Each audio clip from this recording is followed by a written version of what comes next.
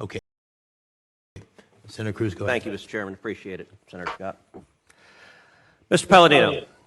thank you for being here and testifying this afternoon. I'd like to ask you about the specifics of your testimony, and specifically two things you said in your written testimony back to back. You said that, quote, Algeria's counterterrorism successes also make it a critical pillar of stability in the region.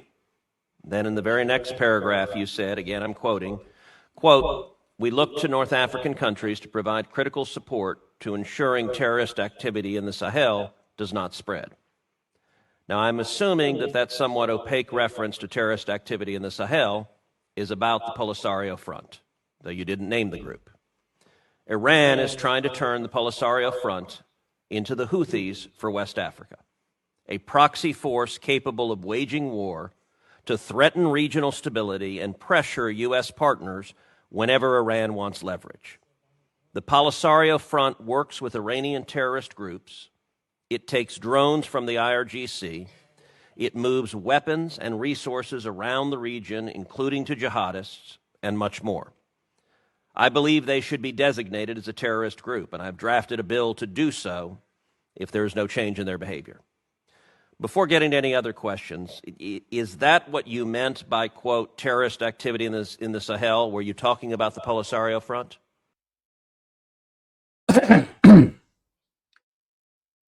Ni John de Mangai,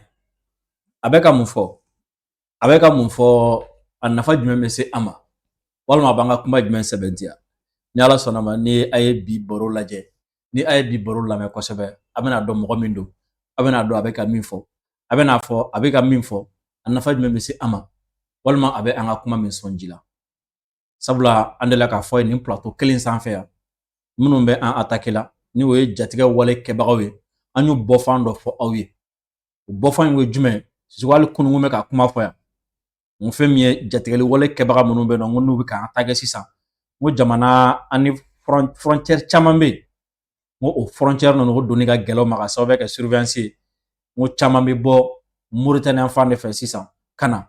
O de kɛlen don ka na ni gɛlɛyaba ye o région na. Et surtout n y'a f'i ye, ngo jatigɛli wale kɛbagaw bɛ bɔ jamana dɔ la, jamana min kan ni gɛlɛya dɔ bɛ yen o ni Algérie ni ɲɔgɔn cɛ, et surtout ni Algérie fana bɛ ka o groupe dɛmɛ, o groupe mɔgɔ minnu yɛrɛ sɔrɔ fo an ka jamana kɔnɔ jatigɛli wale kɛlɛli, plutôt jatigɛli wale a kɛli la ani a kɛbagaw dɛmɛli la. Groupe in m'a tɔgɔ fɔ aw ye. Ani min fana kumana an b'o fana ɲɛfɔ aw ye. Fɛn min ye Libi Kadhafi denkɛ min kun bɛ ni a kan ka Kadhafi tiɲɛ ta ni o ye Saif al-Islam, ale min waati la ni a kun bɛ fɛ k'i présenter Libi élection présidentielle la ni élection ma bɔ tuguni, kunu kunnafoniyaw cunna k'a fɔ ko a fagara a ka so Libi kɔnɔna la. An bɛ se ka mun faamu bɔ a kɔnɔna la ni Ala sɔnna ma an bɛna an pencher o fana kan bi. Ani kibaruya wɛrɛw caman bɛ yen nɔ n'an sera ka hakili jagabɔ kɛ minnu kan. Ka ɲini aw fɛ aw minnu bɛ k'an lajɛ nin waati na an ka page Facebook ka video aw ka aimer ka partager ka cœur caman bila, sabula aw ka j'aime ni aw bɛ partager minnu kɛ n b'o fɔ a ye kuma bɛɛ a bɛ kɛ sababu ye an bɛ video min kɛ a bɛ a sankɔrɔta, a b'a yebaga caya wa a bɛ faamu kɛbaga a bɛ o fana caya kosɛbɛ. Aw kana ɲinɛ k'aw abonner an ka page Facebook la, aw abonnelen kɔ an ka page Facebook la a ye fɛɛrɛ kɛ ka video ka aimer ka a partager. Aw minnu fana bɛ ko aw bɛ k'an lajɛ nin waati na an ka chaîne YouTube ka Dirisa Mementa video a y'a aimer aw ka partager aw ka cœur caman bila, sabula aw bɛ j'aime ani partage min kɛ an ka chaîne YouTube kan a bɛ fanga don an ka chaîne YouTube la. O kɔfɛ a ye fɛɛrɛ kɛ a y'a hakɛ to aw minnu bɛ k'an lajɛ an ka chaîne YouTube kan a y'a ka cloche de notification activer aw abonnelen kɔ an ka chaîne la. O la n'an ye video kɛ video YouTube bɛ a ci aw ma sous forme de notification, video ninnu a b'o sɔrɔ ka o lajɛ. Nin waati na Mali kɔnɔ ani Mali kɔ kan mɔgɔ mɔgɔ bɛ an lajɛ, mɔgɔ mɔgɔ b'an ka video lajɛ sira o sira kan, an bɛ foli kɛ ka ɲɛsin a bɛɛ lajɛlen ma. Mɔgɔ mɔgɔ fana bɛ an ka hakili jagabɔ ninnu ta ka u yɛrɛ dɛmɛ ni a ye walasa u bɛ se ka faamu caman sɔrɔ, walasa u bɛ bɔ ko dɔ kalama, walasa u bɛ ko minnu dɔw kalama ka se ka hakilila dɔ sɔrɔ ka o fara u ta ka pour que ka se ka olu faamu. An bɛ olu bɛɛ lajɛlen fo. Nin waati na bɛɛ lajɛlen b'a dɔn an ka jamana bɛ kɛlɛ la ani jugu kɔgɔ dalen no ɲɔgɔn na minnu bɛ wele ko jatigɛli wale kɛbagaw bɛɛ lajɛlen b'a dɔn jamana b'u kɔfɛ waritigiw b'u kɔfɛ jamanaden dɔw yɛrɛ ka dɛmɛ b'u ye bɛɛ lajɛlen fana b'a dɔn nin waati na fɛn min an ka finitigilakaw ye u kɔgɔ dalen d'u la u b'u k'u kɛlɛ ni u ka courage ye k'u kɛlɛ ni u ni ye ka u kɛlɛ ni u jeli ye an ka finitigilakaw ka olu fo o la kosɛbɛ Sisoko lafiya kana to waati si i ka ɲina mɔgɔ min bɛ ka a yɛrɛ di i kama hakili la waati min na fɛn min ye tajiko ye ni a kun ka gɛlɛn kosɛbɛ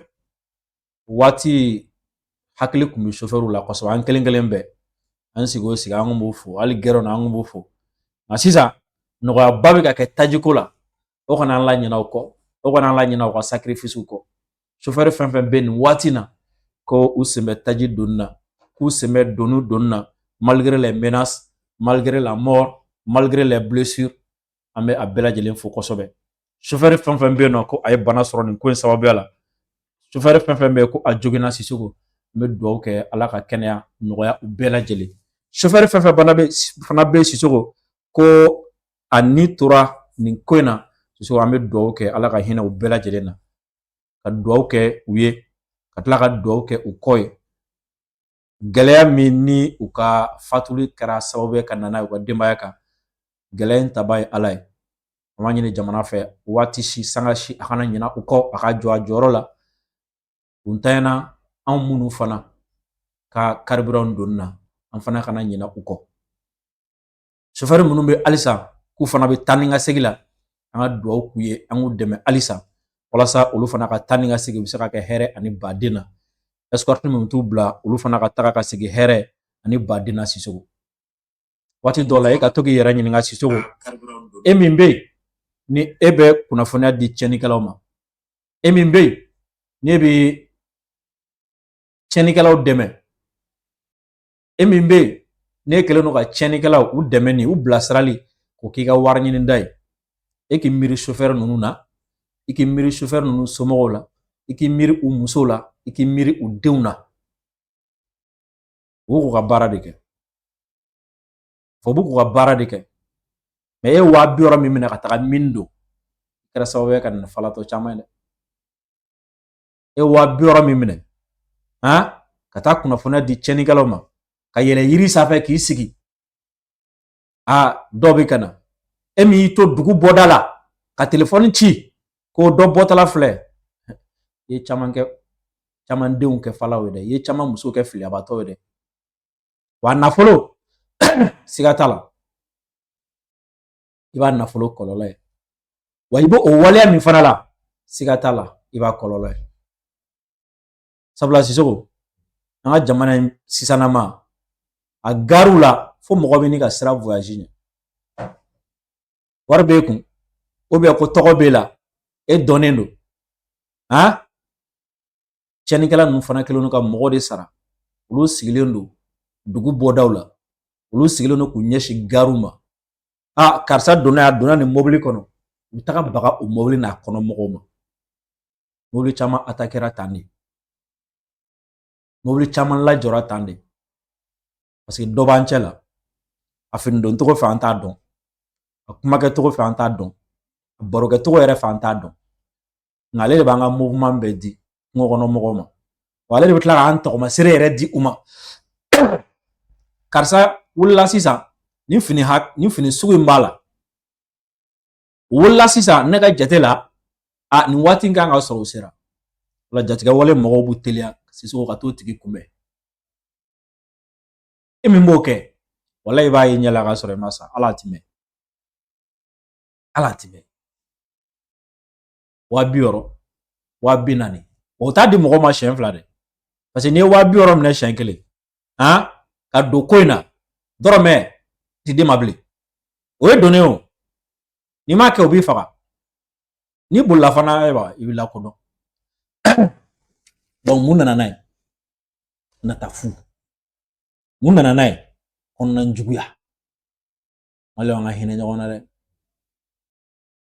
minnu fana caman de sigilen b'an kɛrɛfɛ u bɛ kule su ni tile ko terroriste ni jamana ma lajɛ de ni jamana ma lajɛ asro ala kan ɲɛ da o ka tiɲɛni nɔ kan.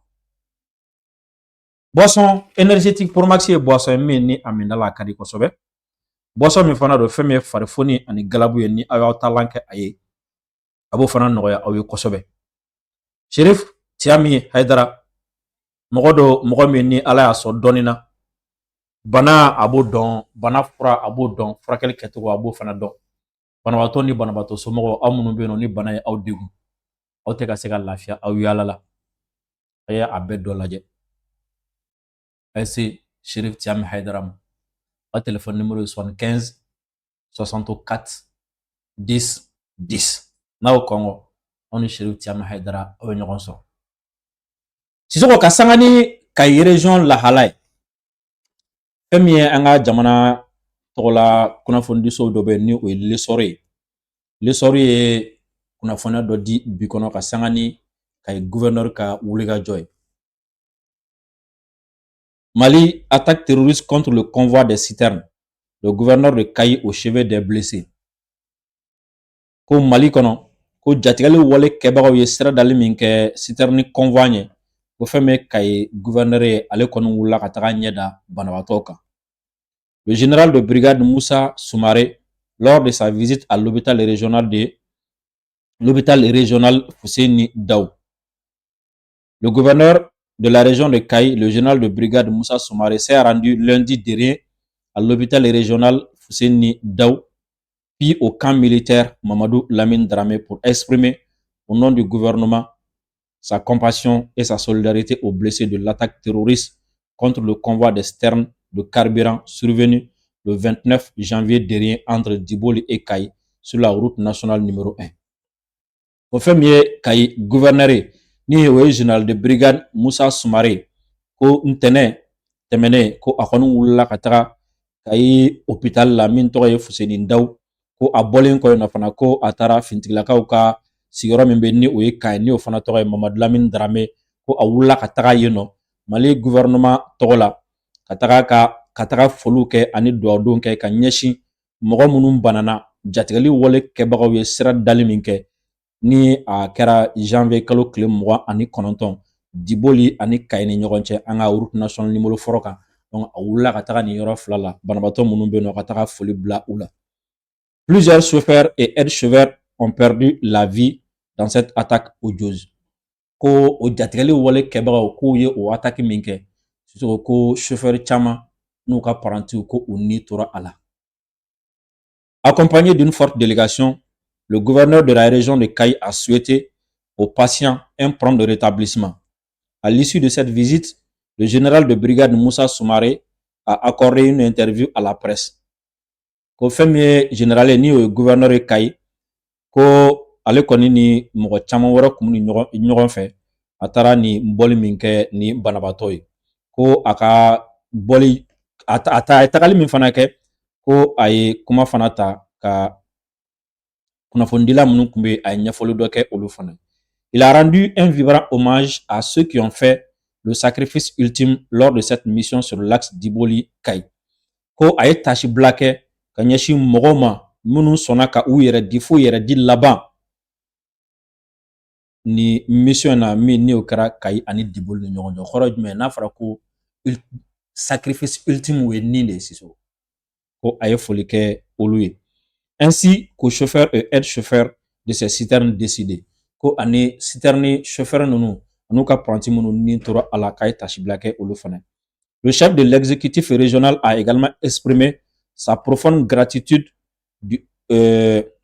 au président de la transition, le général d'armée Assimi Goïta, ainsi qu'à l'ensemble de la hiérarchie militaire pour les efforts constants visant à doter notre armée de moyens modernes et adaptés,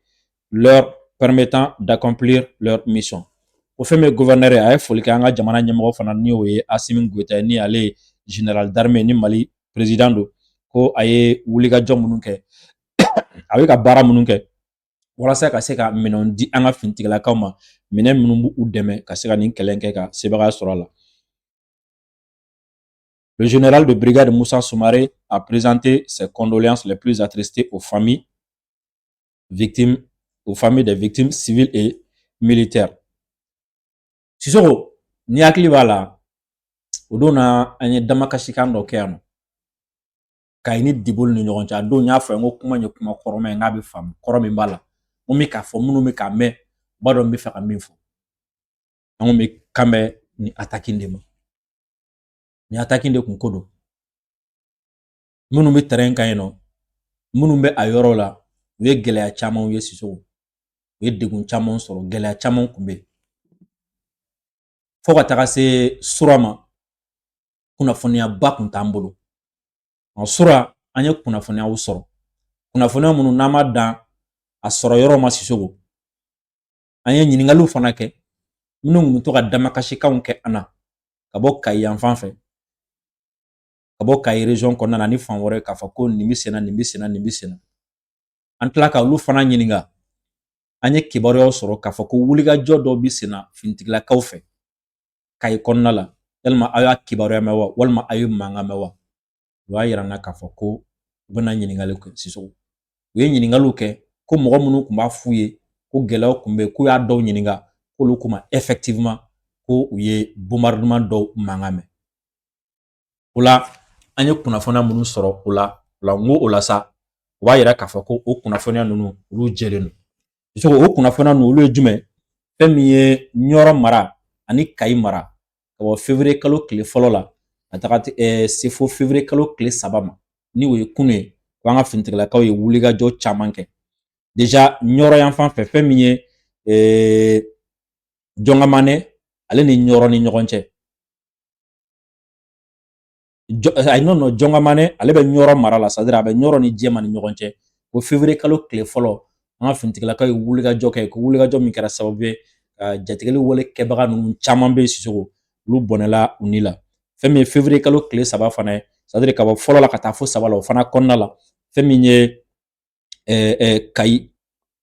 marala ye Ambidedi ale ni Diboli ni ɲɔgɔn cɛ ko opération aéroterroriste fana an y'olu fana kuma mɛn k'a fɔ k'olu kɛra yɔrɔ la ani fan wɛrɛw fɛ olu minnu fana kɛra sababu ye ko terroriste caman bɛ yen nɔ olu kɔni neutralisera terroriste caman bɛ yen nɔ olu ka minɛnw minɛnw na et surtout ko terroriste caman bɛ yen minnu ɲanama minɛla fana an kɛlen ka kunnafoniya sɔrɔ source minnu na an tigɛlen t'a source la an ko k'an tɛ se ka dan o ma ko fɛnɛ mɔgɔ minnu fana bɛ yen ni olu bɛ sigilen a fan ninnu fɛ f'an k'olu fana ɲininka n'a sɔrɔ n'u ye fɛn mɛn walima n'u ye fɛn ye an y'olu fana ɲininka intermédiaire minnu b'an n'u ni ɲɔgɔn cɛ n y'a f'i ye n k'olu dɔw ko an ma effectivement k'u ye bombardement mankanw mɛn an bɛ dugawu kɛ halisa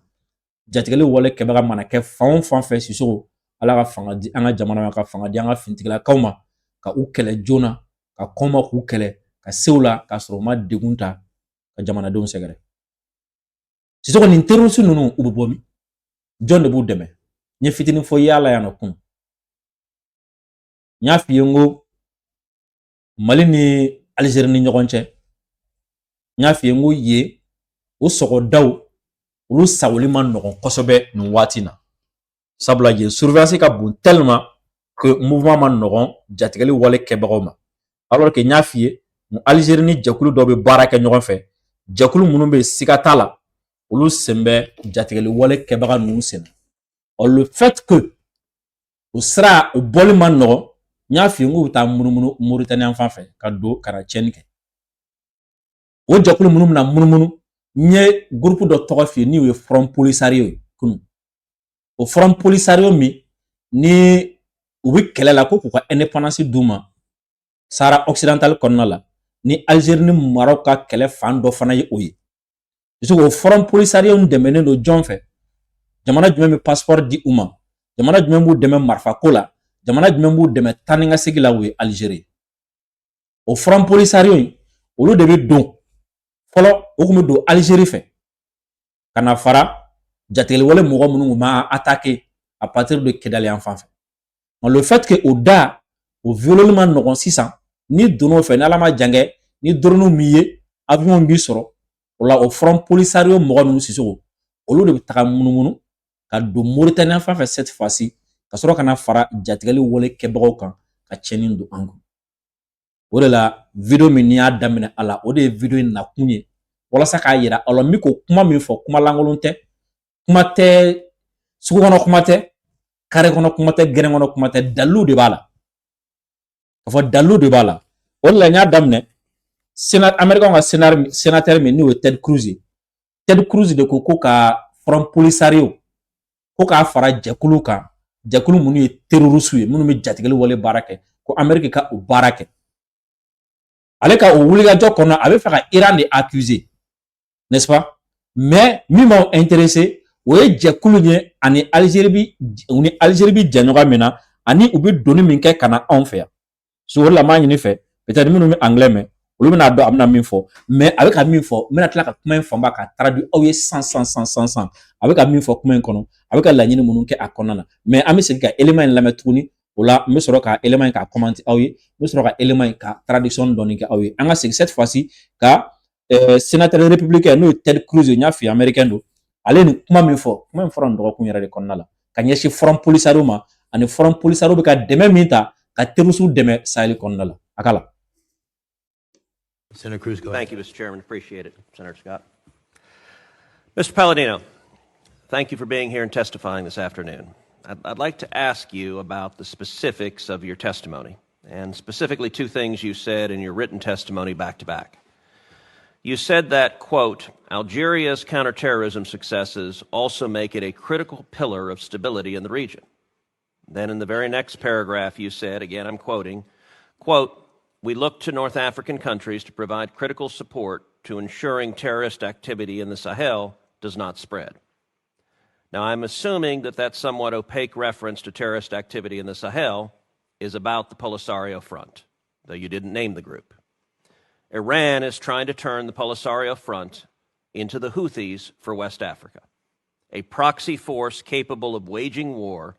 to threaten regional stability and pressure U.S. partners whenever Iran wants leverage. The Polisario Front works with Iranian terrorist groups. It takes drones from the IRGC.